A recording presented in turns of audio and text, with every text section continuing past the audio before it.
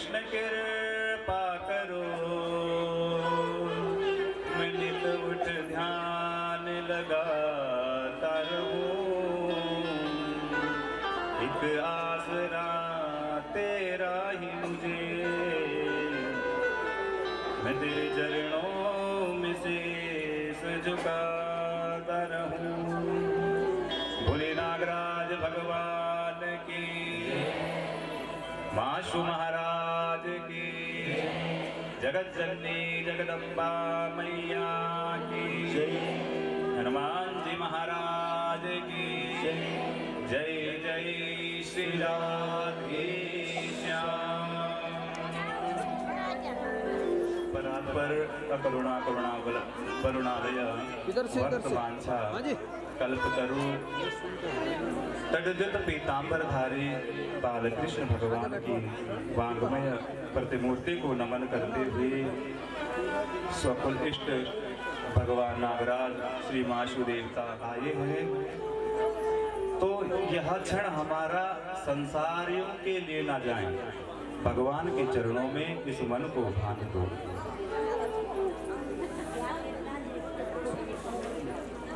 यहाँ पर जो भगवान नागराज बिरूड़ से हैं, उनके सानिध्य में, उनके अध्यक्षता में इस यज्ञ का आयोजन हो रहा है और सम्मानित देवी देवता श्री माशु महाराज और नागटिवा धाम से भगवान नागराज का भी आगमन हुआ है और मिहाड़ी से भी भगवान नागराज का आगमन हुआ है। सभी स्वरूप तो भगवान का एक ही है। बंट कौन रखे हैं? मनुष्य। मनुष्य बंटा हुआ है कि मैं इस गांव से हूँ तो मेरे देवता ये हैं, लेकिन परमात्मा एक है। परमात्मा क्या है?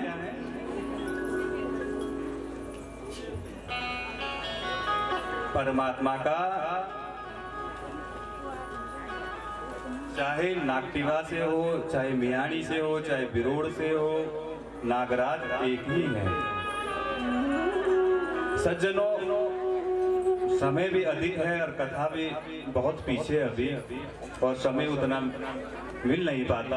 आप लोगों ने वापस भी जाना है, इसलिए सभी ब्राह्मणों के चरणों में प्रणाम करते हुए सभी पुजारी जो देवता के साथ आए हैं और 7 गांव तीर्थ और 5 गांव मिलकर के समझ सिलवाड़ पट्टी से जो जितने भी लोग आए हैं उन सभी के चरणों में वंदन करते हैं। और हमारे लालूर से मिहाड़ी गांव से जितने भी लोग कथा सुनने आए हैं उन सभी के चरणों में प्रणाम करते हुए, और हमें दुख सर्वप्रथम तब होता है, कब जब ब्राह्मण का सम्मान होना अति आवश्यक होता है। वैसे तो ब्राह्मण को सम्मान किया,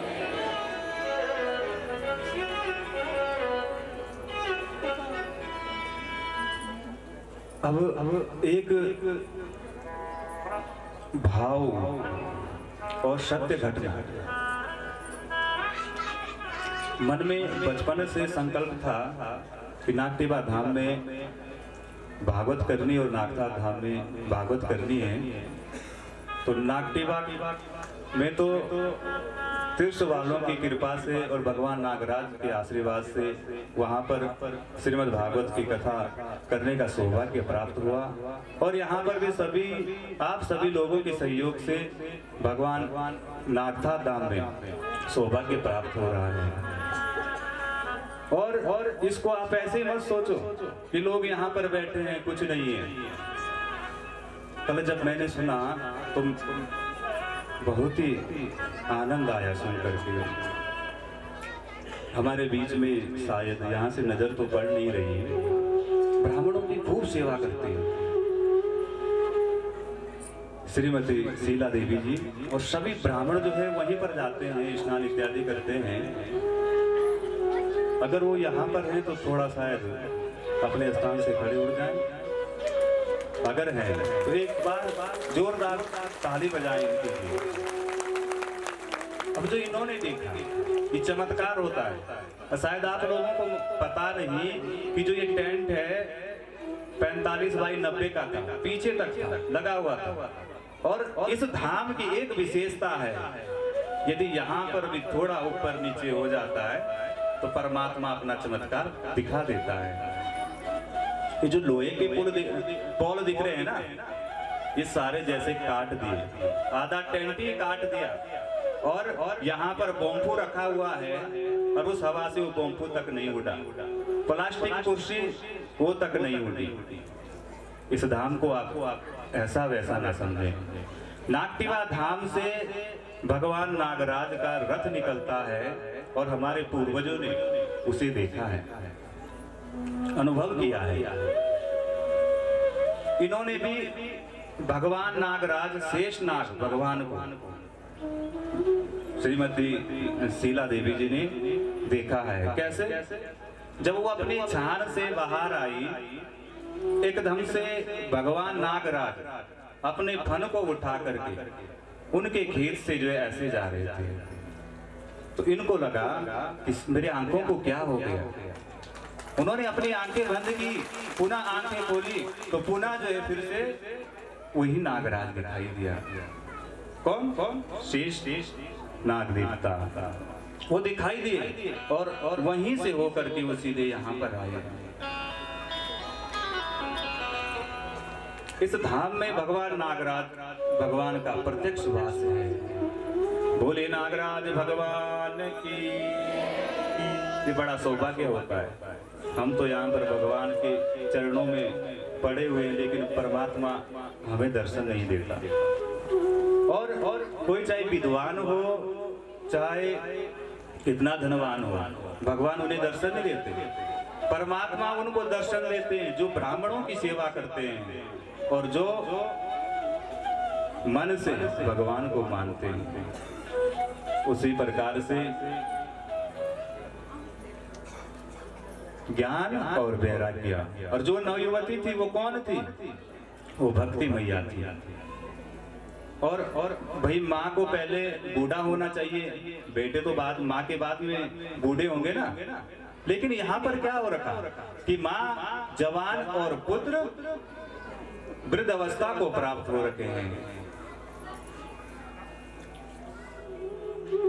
भक्ति मैया नृत्य करने लगी और जब देवर्षि नारद ने पूछा भक्ति मैया से, तो भक्ति मैया कहने लगी इदम स्थानम परित्यज्य विदेशो गम्यते मया। हे देवर्षि नारद, मैं इस भारतवर्ष को छोड़ करके विदेश जाना चाहती हूँ। क्या करूँ मैं इस देश में रह करके, जहाँ पर माँ को पहले बूढ़ा होना था, लेकिन आज जो मेरे पुत्र हैं वो बूढ़े हो रखे हैं और मैं जवान हूँ। देवर्षि नारद से कहा कि कोई ऐसा उपाय करो। तो देवर्षि नारद ने कहा कि यह सब कलयुग का प्रभाव है। भक्ति मैया ने कहा कि राजा परीक्षित ने उस कलयुग को यहाँ पर रहने क्यों दिया?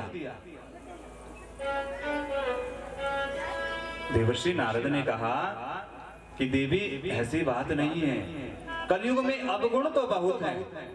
क्या है? अवगुण। लेकिन उस कलयुग में एक गुण भी है। बोला कौन सा गुण? किसने कहा? भक्ति मैया ने। कि कौन सा गुण है कलयुग में? देवर्षि नारद कहने लगे यत् फलं नास्ति तपसा न योगेन समाधिना तत्फलं लभते सम्यक् कलोके सब कीर्तना। अन्य युगों में देवी जो फल हजारों वर्ष का तप करने से प्राप्त होता था, वह फल कलयुग में मात्र भगवान के भजन करने से प्राप्त होने लगा। जो यज्ञ करने से जो फल प्राप्त होता था, कलयुग का प्राणी कितना सौभाग्य है, भगवान का भजन कर ज्यादा कुछ करने की आवश्यकता नहीं है, उसे वही फल यहाँ पर प्राप्त हो रहा है इस कलयुग में। द्वापर में दान आदि करने से जो फल प्राप्त होता था, वह फल मात्र भगवान के संकीर्तन से यहाँ पर प्राप्त हो रहा है। कल युग सम नहीं आन युग, जो नर कर विश्वास। हे देवी, कलयुग में जो भगवान पर भरोसा करता है, विश्वास करता है, उसे कलयुग के प्राणियों के सामने झुकने की आवश्यकता नहीं है। पर पहले उस महत्व को समझे तो सही। देवर्षि नारद कह रहे हैं झुकना है तो भगवान के आगे झुको, अपने से बड़ों के आगे झुको, लेकिन अभिमान से नहीं, स्वाभिमान भी व्यक्ति का होना चाहिए। और यदि कोई चाहता है कि आपके स्वाभिमान को खत्म करना चाहता है, तो चाहे उस स्वाभिमान को अभिमान ही क्यों ना समझ ले, तो उस व्यक्ति के आगे झुकना नहीं चाहिए। अगर झुकना है तो भगवान नागराज के चरणों में झुको, माँ भगवती के चरणों में झुको, जो आपको सब कुछ देंगे। यहाँ संसार के लोगों से क्या मांगोगे, कौन क्या दे सकता है। और आप लोगों को बताएं, ये जो श्रीमद् भागवत और देवी भागवत का आयोजन हो रहा है, इसमें बहुत सारे भक्तजनों ने यहाँ पर धन दिया है। उन सभी का भी व्यासपीठ से बहुत बहुत साधुवाद, धन्यवाद। और देवर्षि नारद भक्ति मैया से कहने लगे, कहते हैं कि जैसे बिजली का तार है, बिजली का तार है ना, उसे आप जान के पकड़ो चाहे अनजाने में पकड़ो, वो आपको करंट मारेगा, लगेगा ना करंट। वही बिजली का तार है, उसे ज्ञान नहीं है कि ये जो है बिजली का तार है। तो कोई अबोध बच्चा भी होगा, अगर वो बिजली के तार को पकड़ लेगा तो करंट लग जाएगा। उसी प्रकार से रामायण के जो रचयिता थे वाल्मीकि जी, उन्होंने भगवान का नाम सुलटा नहीं जपा। क्या जपा उन्होंने? मरा मरा, उल्टा नाम जपते जग जाना, उल्टा नाम जपत जग जाना, उल्टा नाम जपते जग जाना, उल्टा नाम जपत जग जाना। वाल्मीकि भय ब्रह्म समाना, वाल्मीकि भय ब्रह्म समाना, वाल्मीकि भय ब्रह्म समाना, वाल्मीकि भय ब्रह्म समाना। कलयुग केवल नाम आधारा, कलयुग केवल नाम आधारा, कलयुग केवल नाम आधारा, कलयुग केवल नाम आधारा। सुमिर सुमिर नर उतरहि पारा, सुमिर सुमिर नर उतरहि पारा, सुमिर सुमिर नर उतरहि पारा। सुमिर सुमिर नर उतरहि पारा। बोले नागराज भगवान की। जो भगवान का नाम में कितनी शक्ति है, वो शक्ति प्राप्त कर ली कि जो देवताओं के पास वे नहीं थी। ये चमत्कार है भगवान के नाम का। आप लोग ये ना सोचें कि हमें कोई मंत्र नहीं आता, कोई बात नहीं, भगवान को मंत्र की आवश्यकता है ही नहीं। परमात्मा को भाव की आवश्यकता है। भाव का भूखा हूं मैं, भाव एक सार है, भाव से मुझको भजे तो भाव से बेड़ा पार है। इस भव सागर से पार होना है तो भगवान को भाव से मानो, अभिमान से नहीं। आज जो सभी देवी देवता अपने धामों से नागनाथ में आए हैं, भगवान नागराज के धाम में आए हैं, वो ऐसे ही नहीं आए। जब टांगरे गांव में ध्यानियों का जब प्रोग्राम था, समारोह था, तो वहां पर भगवान नागराज के सामने में खड़ा था और भगवान नागराज की डोली चल करके आई और वहां पर रुक गई।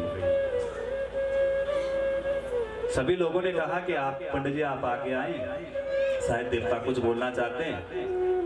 तो देवता ने कहा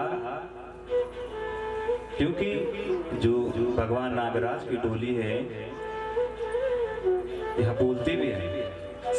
वो लोग समझते हैं, जो दास बंधु हैं या जो ब्राह्मण हैं, उस पुजारी हैं, वो लोग समझते हैं भगवान नागराज की भाषा। तो उन्होंने कहा ये कुछ ऐसा बोल रहे हैं कि आप बोलना चाहते हैं कुछ।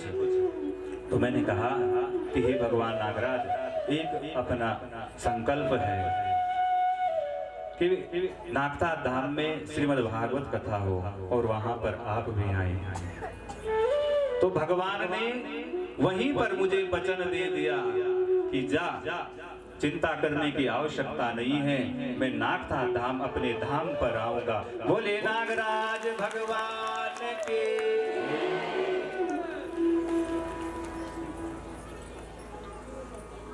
शायद जो लोग वहां के हैं कृष्ण गांव से, वो ये व्यवस्था भी बना रहे थे कि देवता अब कहीं इधर उधर ना जाए, लेकिन भगवान का वचन था कि मुझे नागनाथ धाम में जाना है। देवर्षि नारद कहने लगे कि हे देवी, इतना सब कुछ होते हुए भी भगवान है और इतना अत्याचार हो रहा है, फिर भी परमात्मा उस अत्याचार को सहन कर रहे हैं। भक्ति मैया खड़ी उठ करके स्तुति करने लगी। जयते जगते माया यस्य कायाधवस्ते, वचन रचन में कम केवलम चाकलय्य, ध्रुवपदमपि यान्तो यत् कृपातो ध्रुवोऽयं, सकल कुशल पात्रं ब्रह्मपुत्रं नतास्मि। हे देवी, जैसे ध्रुव की रक्षा की, प्रहलाद की रक्षा की, वह तुम्हारी भी रक्षा अवश्य करेंगे। कौन कह रहे हैं? कौन कह रहे हैं? देवर्षि नारद। किससे कह रहे हैं? भक्ति मैया से। भक्ति मैया ने कहा कि आप कोई उपाय तो करो जिससे इन दोनों की मूर्छा खुले। देवर्षि नारद उपाय करने लगे, प्रयास करने लगे कि ज्ञान और वैराग्य को कैसे युवा अवस्था में लाना है। तो देवर्षि नारद ने क्या किया? वेद वेदांत गौसश्च गीता पाठे मुहुर्मुहु, बुद्ध्यमानो तदा तेन कथं चिज्योतितो बला। देवर्षि नारद बार बार वेदांत